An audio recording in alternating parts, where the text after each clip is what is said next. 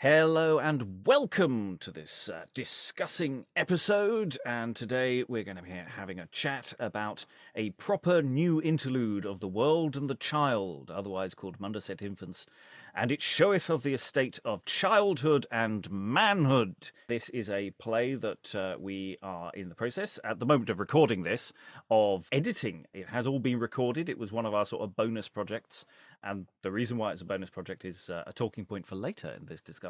Yeah, it's something that's in the edit as I record this, but as you listen to this, it will already have been edited for most of you listening, and in fact will be on its way to you within probably a few weeks. You should have already had all the wonderful spoilers episodes discussing the rough cut, and the full cast audio adaptation will be coming to your ears shortly. But before we get to that, I have a wonderful guest to chat with me about the play and its context. So, my special guest, who are you and what is your purpose in life? Hello, I am still, since we last met, Greg Walker, still working at the University of Edinburgh, and my purpose in life, should I choose to accept it, I think, is to make early drama acceptable to the polite classes. So I'm writing a book at the moment about early morality plays and why we may have got them all wrong in the past, we being scholars rather than actors. And one of the plays I'm thinking about is The World and the Child. So looking forward to hearing about the production in particular, if you can give some spoilers during the conversation. Yes, absolutely I can. Yes, it's nice for us not to be talking about John Heywood. We've done rather a lot of chatting about John Heywood. And that's not that I've turned my back on him, but Can't have too much Heywood is my view, but yeah, sometimes perhaps leave him aside for a bit. Yes, it will mix things up a little bit. Yes, it's lovely to have you back on the pod, and let's get a bit of background. So this is described here as a proper new interlude. It was new once, and it's described as an interlude. It's also described as a morality play in the context of when did this play come about, which is an open question to a degree. We know when it was at one point printed. But do we know, some background of the kind of universe that this play would have come into? Yes, I mean, as you say, there are so many questions for which we don't have definitive answers that it becomes a really interesting play to talk about. It is a morality play, although it's in many ways, which I'm sure we'll discuss, not typical. It's announced as a new play, a new interlude in, am I right in remembering, 1522? I believe that was the printing that we have, yes. Yeah.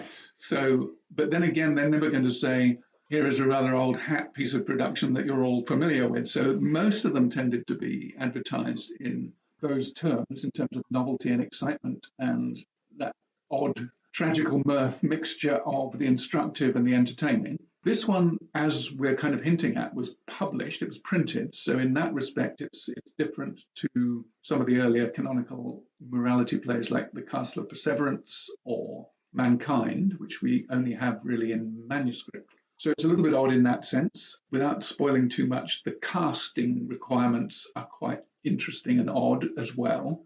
But it is, to some degree, part of that, as you say, the universe of the morality play. It's more like a morality play than the Heywood plays we've discussed in the past. It's got that kind of central protagonist who in some ways represents humankind. I mean, this one is the child of the play who grows, again, spoiler, I'm afraid, into something rather more manly and then something rather more aged as we watch. The play comes with this really helpful, unhelpful cast list that lists, we've got Mundus, Infans, wanton, lust and liking, manhood, conscience, folly, perseverance, and age, of which most of those are the same person. Yes, not all of them are. Some of them guy. are people he talks to, but they're all listed as different names, and the central character's name keeps changing during the script. So that's As he helpful. grows up before our eyes, yes. We have this play that is printed. It's lumped together with explicitly medieval texts. Of course, the printing we have is early Tudor, and it's sort of caught between two worlds, between what's coming and what's gone before. It is a funny sort of mishmash of a text in that sense. It's very small in scale. It potentially could be doubled, arguably to 2. I would argue there is an issue with it doubling it down to 2, but you can sort of make it work. Going to be one of my questions. Did you swap the roles, or did you carry on with the through role for the main guy? For this version, we kept the main guy was well, in this instance, for budgetary reasons, was me. I was available to do it. Yes, so the growing up child is the same actor throughout. However, we did do on the YouTube channel, we did a reading where we had different actors playing throughout. So you can expand the cast considerably further so that all of those people are different people. And that's one of those questions. Is that a representation of the original practice? Is that what the script was doing? Or is it just they just changed the name because that's also a convention you have with scripts where the name of a character will change if their status changes. So a prince will become a king in the dramatis personae and the speech prefixes. So it's a little nibbly. I mean, I'm quite persuaded by the modern editors, Peter Happe and whoever else it was. He said, casting his eyes over Clifford Davidson, who suggests it does work very well with one actor right up until very close to the end, when you need a really quick costume change if one character is going to go off as whoever it is and come back on as Perseverance. Is that what I mean?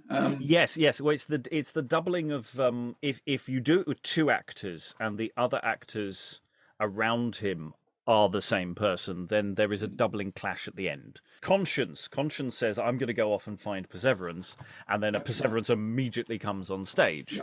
So if that part is doubled, there's a problem. Yeah, because there are no intervening song and dance lines to sort of busk while he does that.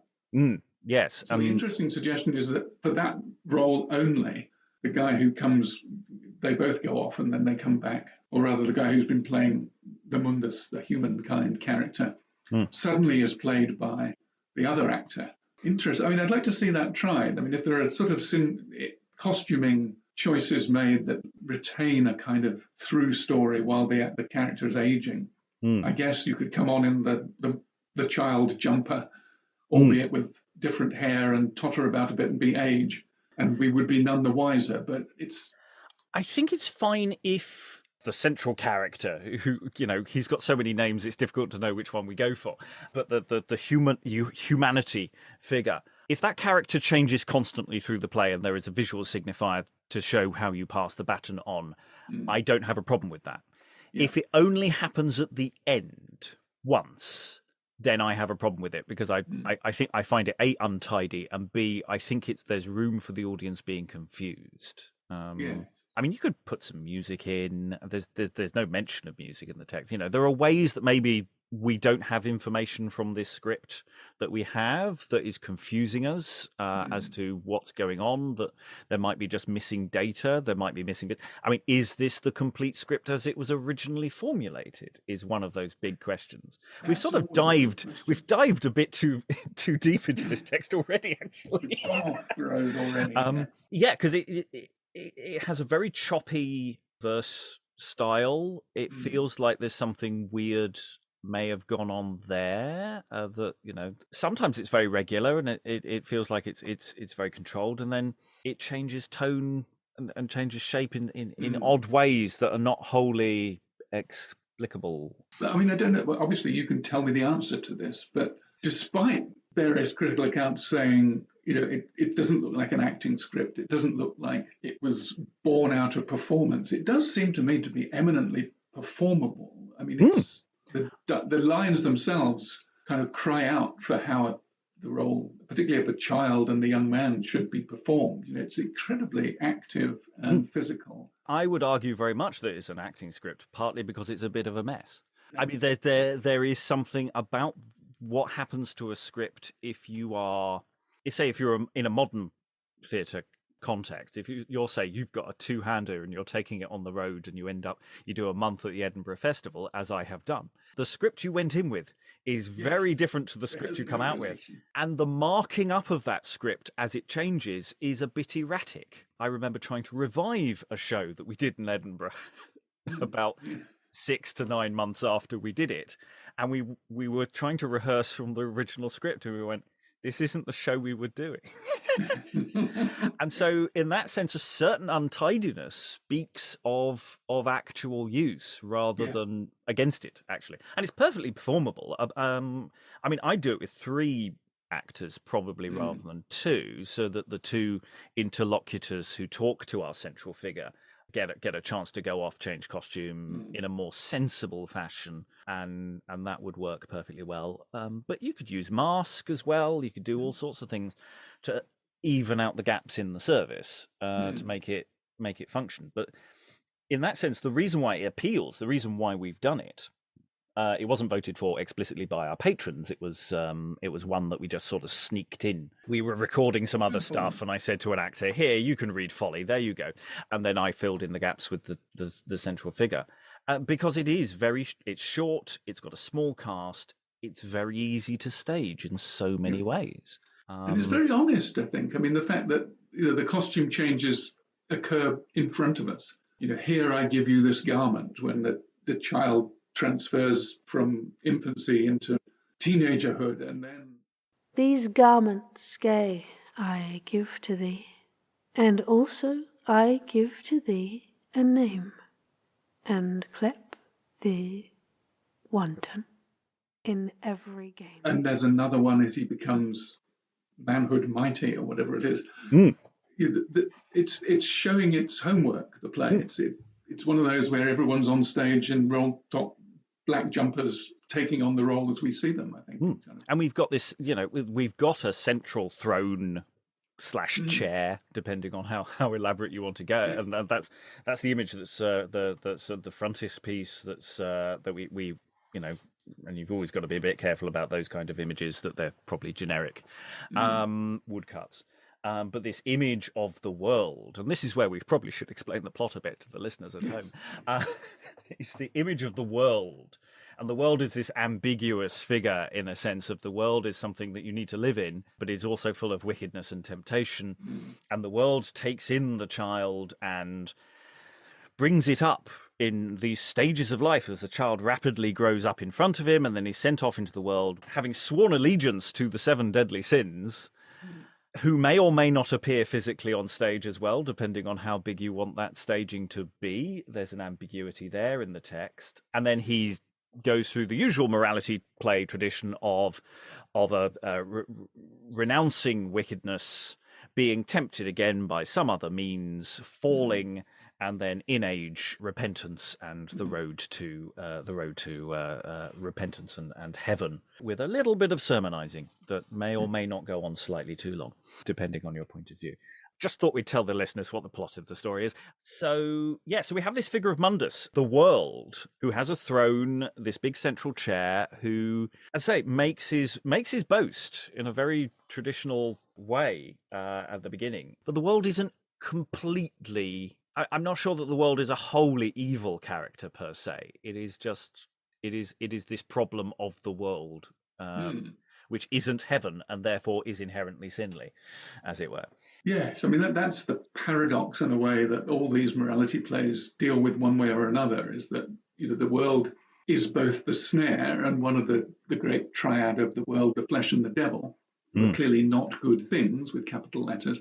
But the world is also the arena in which you prove your virtue and your faith and your belief. And it's the road you must travel in order both to grow up and to eventually prove yourself and become saved, if that's what's going to happen. So it is, as they say, what it is. You can't negotiate. You do negotiate with the world, but in the end, you have to be prepared to leave it. And what a lot of these plays do is suggest that that's not always an entirely moral question, because sometimes the world is inviting you to do reasonable things like grow up and become strong and intelligent and learn things and interact with your neighbors. And in order to do that, you probably need some income in order to give alms to the poor. And so the world is always there saying, come on, here's some money, here's a new costume, here's a job. Now, fair child, I grant thee thine asking. I will thee find while thou art young, so thou wilt be obedient to my bidding. It has a number of faces, and in this particular play, as you're suggesting, I think the world is multifaceted, and it's a single role, and it is brilliantly symbolized simply by someone sitting in that chair. And thrones are a huge feature of so many of the morality plays, and it's so simple and yet so complex. I mean, there's a point at which it looks as if the child character, as a man, sits in that chair, and obviously symbolically that's his attempt to usurp the world, to claim the world's power on one level, but also a kind of indication that he's been absorbed within the world's clutches. But it's just a guy sitting down as well. And I think it's brilliant that at the moment, for the first time in the whole play, he's stationary. And that's when conscience comes in and says, now, wait a minute. It's kind of very physical as well. Yeah, and so simple. And this is being written at the time when mystery plays are very, are still up and about and out in the world. Biblical drama is alive and well, and it's reminding me very much of the first play of the Chester cycle, where what is the scene? It is God says, "Do not sit in my chair," and God, I'm just going off for a tea break, and Lucifer's there going, "I think I'm going to sit in your chair," and it's the same sort of game in a sense. I mean, behold, signors, on every side, and unto me you cast your eye. I charge you, angels, in this tide, behold and see what I do mean. Above great God I will me guide, and set myself here as I ween. I am peerless, and prince of pride, for God himself shines not so sheen. Here will I sit now in his stead, to exalt myself in this same sea. Behold my body, both hands and head, the might of God is marked in me. All angels. The world doesn't say, "Don't sit in my chair." There's an implicit, almost invitation for him to do so. But that image is so similar and probably is replicated in other cycles that we don't necessarily have and in other performances. So I think it's a visual thing that the audience is invited to understand. I'm sure. Absolutely. I mean, the two great commandments: whatever you do, don't eat that apple, and whatever you do, don't sit in that chair. Yeah. I mean, it's the big red button marked "Don't press me." Of course they're going to sit in the chair. Of course they're going to eat the apple. And as soon as you see a vacant chair on stage, those associations are there, I think. And so is he, isn't he? Is he? Oh, he has, yes. Oh, he's sat in it. What's going to happen? So I think there's a kind of slight shock almost, although on the one hand it reinforces that model. It's not something terrible that comes in. It's conscience and says, here's what you need to think about. So it's one step ahead of the audience all the time, but it's assuming the audience is keeping up. It's also just in staging terms. It's very simple. You're saying that the world is basically static, and that leaves the actor playing initially the child who grows up very, very fast to have this tour de force. As on stage, he literally grows up through a series of speeches, and the world, as they clothes him, is he turns up basically poor and naked into the world, and he is given clothes, and he is given a series of different names. He becomes wanton, and he's told to go away again and come back, and he gets these lovely little speeches to the audience where he's talking about playing and the games he's playing and the stuff he's doing. So it's giving you opportunities for props as well, because he might have a spinning top and he might have other things that he can be doing, and it's this connection with the audience as well. And there's always that slight question: does the world nip off? Do they close a curtain or something, or does he just sit there watching him as time passes? Because they say, come back in 7 years, come back in 7, or however many years for each transition occurs. And there's a great one when 7 years occurs just as he crosses the stage to the chair. And he says, 14 years have gone. No, it's 19, isn't it? He said 19 years have come and gone. And then he arrives at the foot of the chair and says, well, that's 21 years done then. And yeah. It's that kind of incredible acceleration. But it's such a gift for an actor, I think, that when it's not entirely clear to me, but it does look at least as if there is some representation of the embryo in the womb, because he says, I am a child, as you may see. And then he talks about being twice. He talks about being within his mother, being kept for 40 weeks or whatever it is. And then he comes he emerges into the world, and then he says, and now I'm marching towards death. And, you can almost imagine, does he mind being born? And then there's all this really exciting stuff about, I am a child, as you may see. Here is my hoop, my spinning top, the stick with which I hit my friends and then hop away and stick my tongue out at them. Yes. For thee. Wanton is my name. I can many a quaint game. Lo, my top I drive insane. See how it turneth round. I can, with my scourge stick, my fellow upon the head hit, and lightly from him make a skip, and blear on him my tongue. It's a bravura piece of writing. So how anyone could think it was just a text to be read? No, it is full of visual action. It is full of business. It is full of inferred cues, and I think it's even more apparent later on as well. But let's stick chronologically while we can. So we've got also he's introduced to the seven deadly sins, who are these kings. He's supposed to swear fealty to: king of pride, king of envy, king of wrath, etc. But this question: are they supposed to be figures who are standing there, or do you just pick someone out from the audience? This is the king of. That's how I do it. Frankly, I give people paper hats, and get them to stand up and say you swear fealty to them, because again, theatre is so interactive in the medieval world. Even more so than later in the early modern, where when buildings start getting in the way. Here they're constantly moving the audience around to the way, or telling them to get out. There isn't enough room for my exit, my entrance. Make room. This room is too small for us to be doing this play, etc. So it feels like it's constantly inviting the audience to be part of the event on some level. And you're surely it's another gift, isn't it? I mean, in any crowd, you're going to get someone that you might legitimately point out as lechery, and another one who looks a little bit slothful, and then, who's going to be gluttony? Let's guess.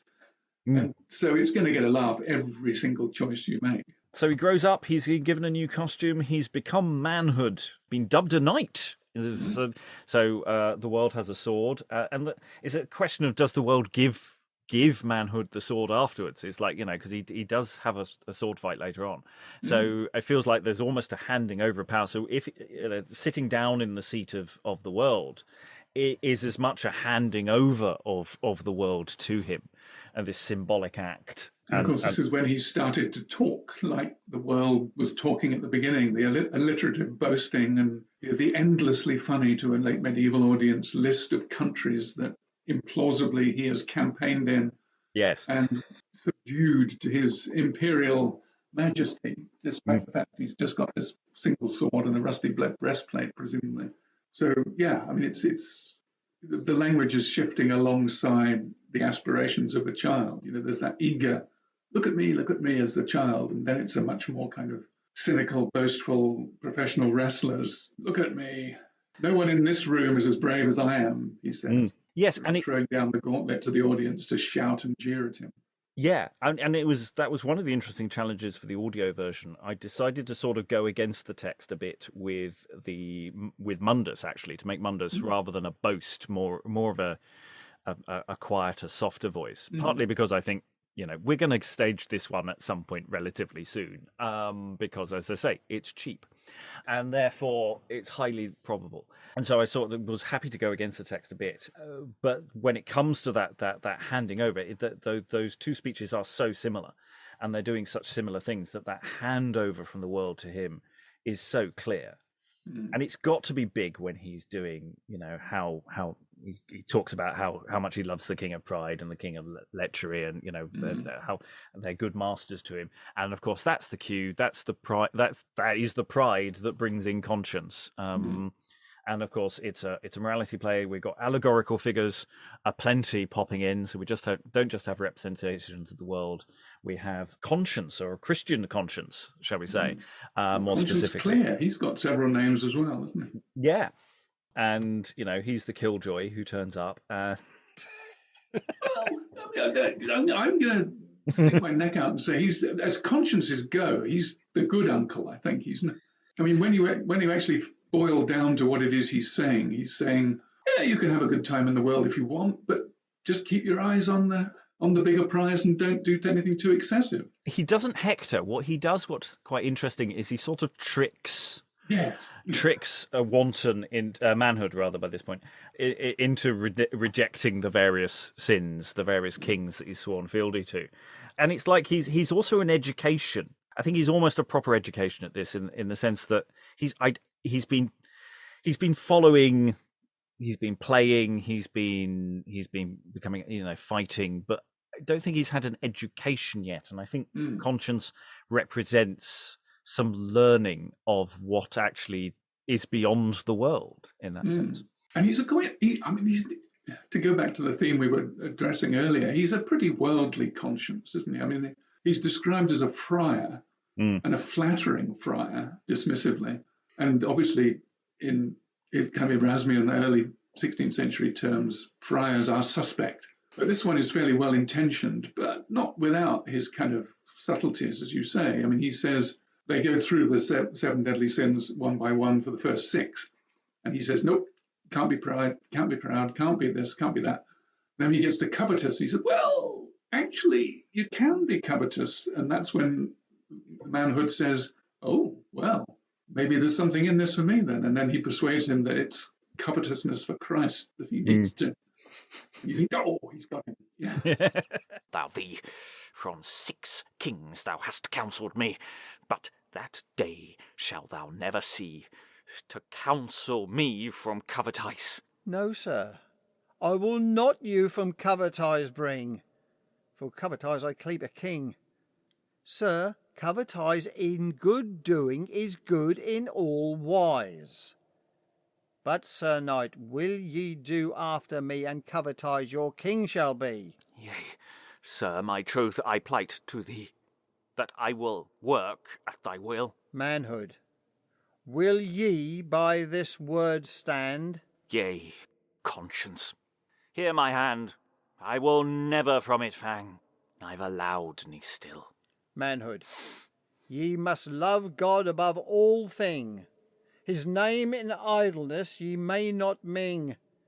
Keep your holy day from worldly doing. Your father and mother worship I. Covet ye to slay no man, nay, do no lechery with no woman. For Christ's commandments are full sweet and full necessary to all men. What, conscience? Is this thy covetise? Yea, manhood, in all wise, and covet to Christ's service, both to matins and as you say, he does say you can have fun. Fun is okay. You're allowed to have a bit of fun, just not too much. Nice clothes. You can eat well. Yeah. You can have the odd drink, and you can party as much as you like, as long as you know when to stop. And I can, sign me up for that kind of rigorous Christianity any day. I think it's when you compare him to some of the virtue figures in other moralities, it's quite a attractive portfolio he's offering, isn't it? Yes, you often get these hectoring figures who sort of are wheeled on like shouting cardboard cutouts. Whereas this guy always tell you what the last judgment is going to be like and what your soul is going to be doing and how awful it's going to be. Whereas this guy says, well, we all know how this goes, but there are clauses, there are loopholes, we can go through it, and in the end, stick with me and you'll be fine. But of course, he doesn't. Yeah, he says, look, he basically says, look, don't go around with folly. Yes, it's like, beware folly and shame, and he leaves, this is that sort of double dip quality to these plays, which is, you've been taught the right lessons and then you still fall anyway. And so he's sort of ruminating. Yes, I will be a good person. I will do good things. Oh, who's this guy? And then folly turns up and tricks him again with a little bit of sophistry. With this, he's a lawyer, of course. Yeah. Now I have a little bit of an issue with the text of Folly, which is he comes on and it's not really wholly clear what the hell he's saying or what's going on for the first page. It's really tricky stuff to really make land. Yeah, I really struggled with that pretty much up until they actually go into a contest of buckler and fencing. That first exchange is really tricksy, and it's like, it seems slightly different, and it's like, what does Folly even look like in terms of his appearance? Is he on his uppers, or is he being disingenuous and actually looking fabulous, as it were? And he scratches his arse, doesn't he, at a particular point, which suggests the disreputable and the ragged. You know, I do but claw mine arse, sir, by your leave. And it's a sort of... Which I love. I mean, by your leave is very good. I think it's one that will be easier to make work physically. I think this is a very, beyond the little bit of sword fighting that goes on. I think the physicality makes such a difference, whereas I think that's where we're on the back foot for an audio, where sort of it's when you've got witty wordplay and you're not quite sure what the aim of the witty wordplay is. I sort of struggled with this. I mean, I suppose in the very first few lines are establishing him for what he is. You know, he does that. I'm a bit flighty. I'm a bit whoa. I'm a bit this and that. And we think, right, okay, that's roughly the draw you've been drawn from. And then we have to say, well, what kind of thing is he? But you're right. He's not if someone came on describing himself as Folly, you might expect someone in fool's costume, but that's clearly not what he is. No. And he's not a kind of obviously kind of bragging courtier sort of Folly. I always think of him slightly Dickensian, with a slightly shabby top hat, a bit sort of Artful Dodgerish. And sure enough, he takes him off to Holborn and London and the stews to have a good time. I mean, again, forgive me for speculating horribly, but I mean, I think this is written by someone who really trusts the actors, because they possibly are an actor themselves, and so knows that this is where Bill does his Folly shtick, and we can rely on him to do a kind of sinful version of what manhood actor was doing when he was a child, just sort of showing his skills for the admiration of the audience. And we get lots of, as I say, we mentioned the stews, locations. We get London Bridge pops in, taverns. We get all the street life of naughtiness, shall we say? The naughtiness of the city. It does seem to me to be particular. I mean, a lot of the scholarship on the play wants it to be provincial. It's sort of generic. Oh, London is a bad place, so he has to mention London. But actually, there's a sort of affectionate knowledge of London. But, sir, in London is my chief dwelling. In London? Where, if a man thee sought? Sir, in Holborn I was forth brought, and with the courtiers I am betaught. To Westminster I used to went. Hark, fellow, why dost thou to Westminster draw? For I am a servant of the law. Covetise is mine own fellow. We twain plead for the king and poor men that come from upland. We will take their matter in hand, be it right or be it wrong. Their thrift with us shall wend. Now here, fellow, I pray thee, whither wendest thou then? By my faith, sir, into London I ran to the taverns to drink the wine, and then to the inns I took the way, and there I was not welcome to the ostler, but I was welcome to the fair tapster.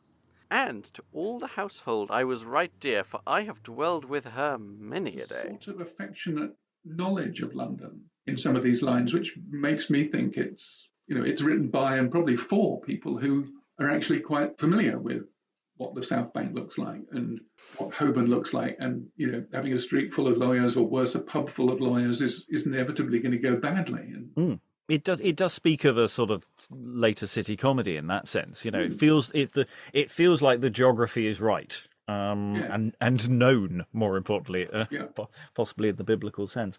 So yes, he tricks manhood with this this whole thing of this technical issue of I'm supposed to avoid folly and shame, and he says, well, I'm going to take off this cloak of shame. There it goes. I'm just Folly. You can stick with me. And interestingly, would you hold this for me? And so he then becomes shame. Yes.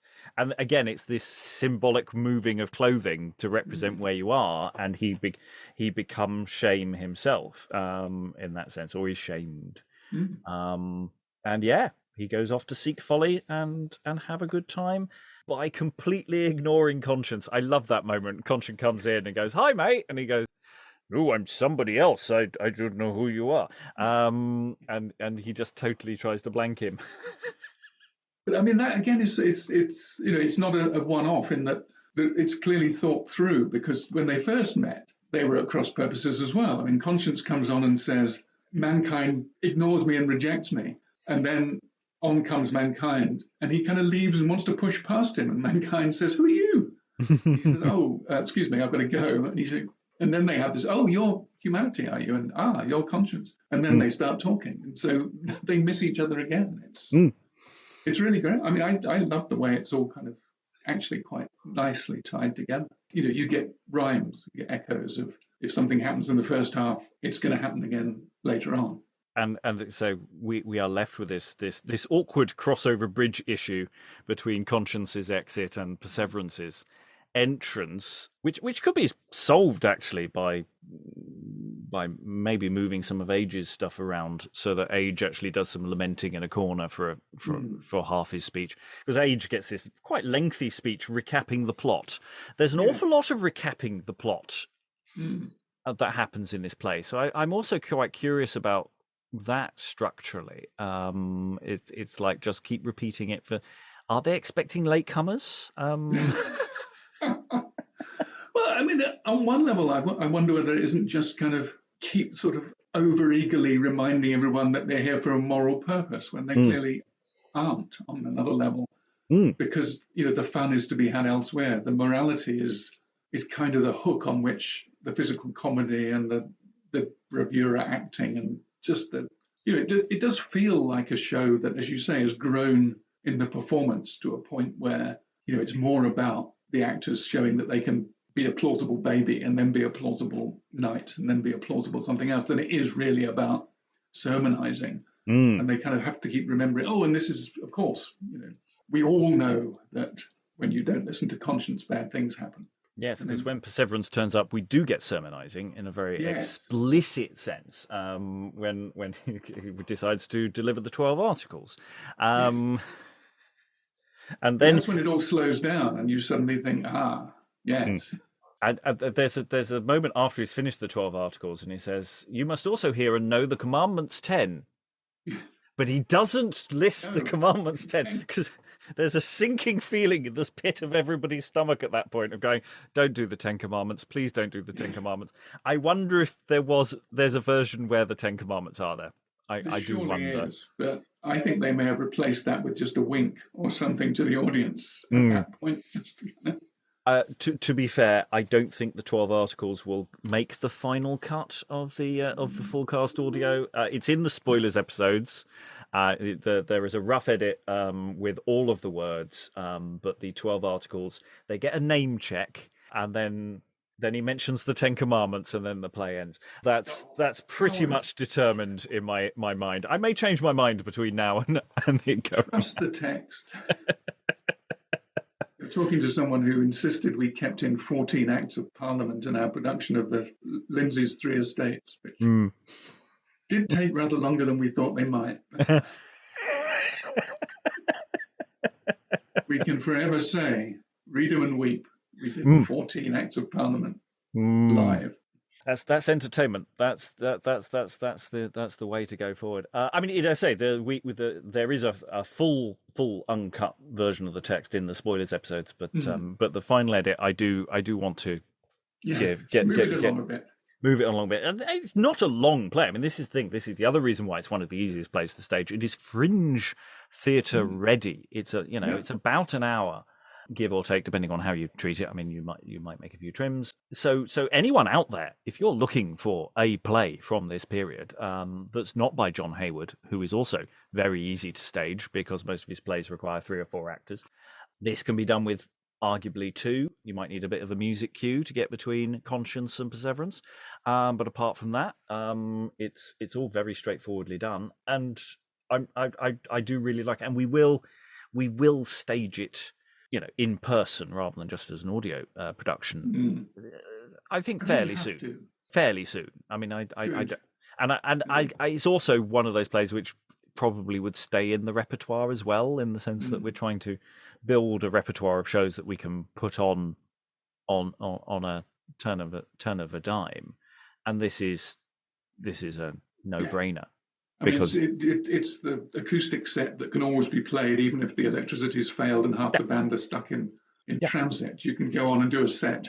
Yeah, I mean, what I've got in mind is actually that we have a effectively a makeable backing to a chair, so that we can go to any venue that's got a chair, but we can make it look a bit more impressive with some throws and some support, to make it look a bit more throne-like, and then a suitcase full of costumes, and that's it. It's a suitcase show because it doesn't need any other visuals. I think possibly put some songs in as well. I think there's a drinking song that should go in, and maybe something liturgical, and I think there is room for that in this text, to not just talk about cutting but also talk about expanding, because there is that sort of part in my mind that I think that this might have originally been a bigger text. That has to be where I think, but we don't have it. So if it did exist. But it's not like one of those where there are obviously 5 pages at the middle missing, where adventure goes off and is replaced by. Yes, it's not like the 4 elements where we know there's a technical presentation that goes on for 4 pages or something like that. And you kind of guess what it is. I mean, we're lucky that what we've been left is an extremely interesting, playable text, and very rarely does that happen, I think. No, I mean, without having to go, well, we need to adjust or tweak. I mean, I say I'm going to cut the 12 articles, but that's it. There's pretty much nothing in here. Some of the folly stuff needs careful working through, and I think it needs careful working through with business. But again, that's not so much a question of cutting. That's just more a matter of working through it. And it's more accessible, I think, than a play like. Because we're talking about this as an outlier, as a morality play, but also, the better known Everyman is also an outlier, and they are all outliers. And none of them are the same. Castle of Perseverance is this massive, enormous beast, and this is a 2-hander, and they've got the same plot basically. Yeah. No, I mean it's we've lost the forest, and we've got 6 artfully placed trees around which we have to try and imagine what the forest looked like. Yeah. Whereas actually what you've got are 5 really interesting, completely different trees that it's fun to play with. Not just fitting it within the morality tradition, but fitting within this idea of interludes as well. Interlude is this sort of elastic term for anything that's a play down to a more specific kind of indoor performance. It feels indoors as well, this. Definitely, yeah. I mean, there are a couple of references to people sitting in a row, and is the word hall used? I kind of half remember it was. So, this has to be quite an intimate audience, very close, interaction all the time. You can do an aside to some people and not to others. That looks to me what this is, rather than a kind of on a wagon or something. It doesn't make sense. And that sort of also, I think, explains the way the verse is written, and the irregularity of the verse is that. When you're bellowing on a street, you want something very clear cut, and you know how it's structured, even if you don't hear all of the words. Whereas here, it's prose, but it's written out in. I mean, yes, it's rhymed and it is doing verse things, but it is much more sayable in that sense. And its effects are much more subtle and naturalistic in a way at times, at least. And then when they're not, they're very visibly not. So when Perseverance does, as you say, his sermonizing, we know where we are. We're at that bit. Now Christ, our comely Creator, set all your souls into good salvation.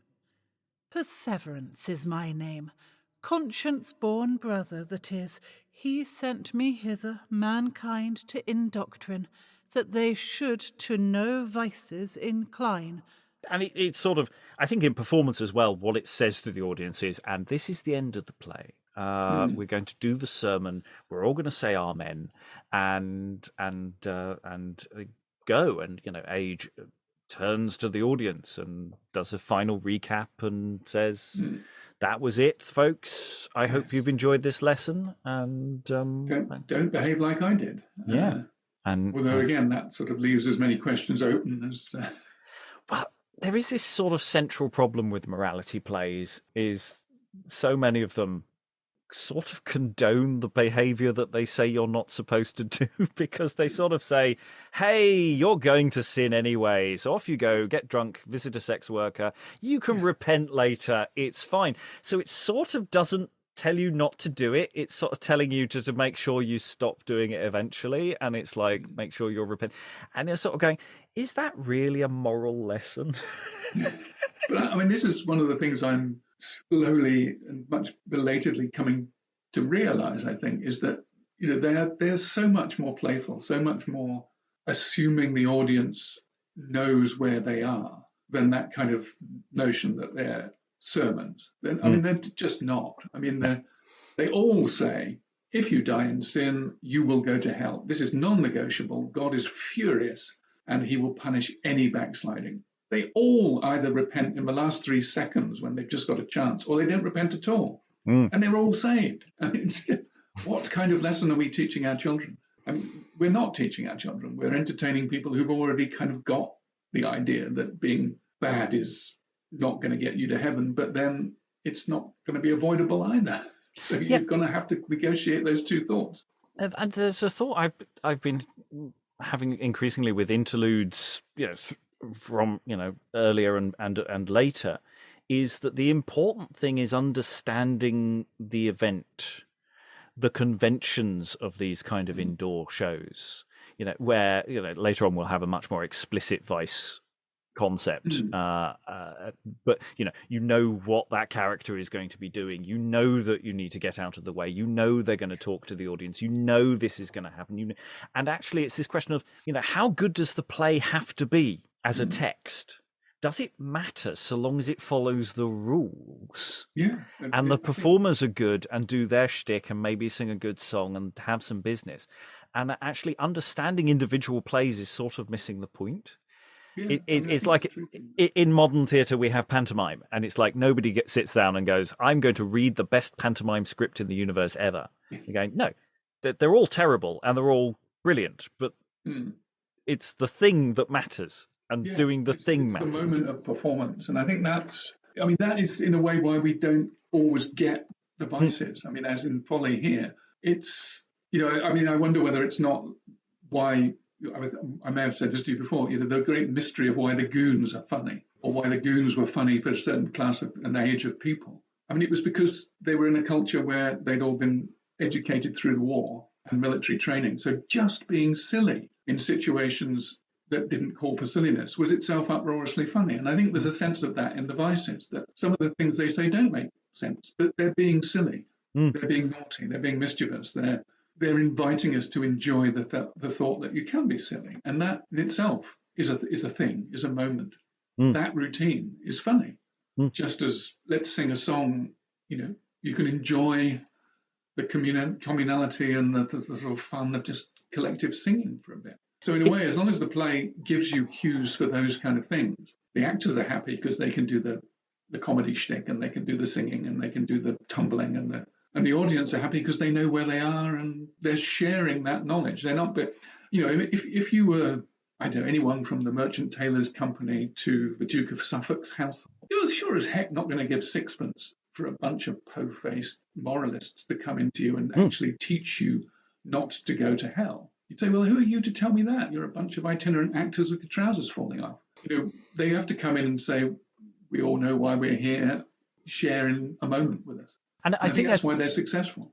Yes, and I think it's also why it's harder to recreate these plays today, is because they live within a context, that they exist within a matrix of every other play that is going on. And that's why doing lots of plays in sequence and being able to put them online and to be able to perform them potentially in seasons, so that we can almost train people to understand them, exactly. Not by doing a lecture or talking, you know, but just by showing the same sort of play again and again, so that people can sort of understand why they're good. Where I think in isolation, that's actually quite hard to do. Oh God, yeah. I mean, that's why the kind of repertory idea that you're working with, you know, you are working with, is so important, because there is nothing like that. Working towards a living repertory of early plays, because we invariably see one play and it looks like a kind of an exotic thing, whereas every other audience that saw that play, and probably there was no audience after about 1540 in most cases, saw it as one of many plays. So they would know the routines, they would know that they would be familiar with the roles. They might even be familiar with the same company. Morecambe and Wise will not be funny if you see a 2-minute skit of them in 40 years' time, whereas if you grew up with Morecambe and Wise, then just raising your glasses is hysterically funny. And that's the same with these plays. It's the Vice role. What's the Vice going to do this time? Is it the same thing? Is it different? And they're always sort of building on that cumulative knowledge of the morality form, and the way this play is slightly different to it, and yet comfortingly the same at the same time. I think that is an excellent place for us to close this session. As we said, we wouldn't be able to go on this long, and we probably have more to say, but we have to close up now. Thank you very much to my guest. Thank you for joining me once again. I hope that we will see each other in the real world with a performance of Mundus sometime soon. Excellent, and thank you for having me back on the show, the pod, whatever it is we're calling it. It's a pleasure, as always. Thank you very much, and goodbye to the listeners at home. Amen.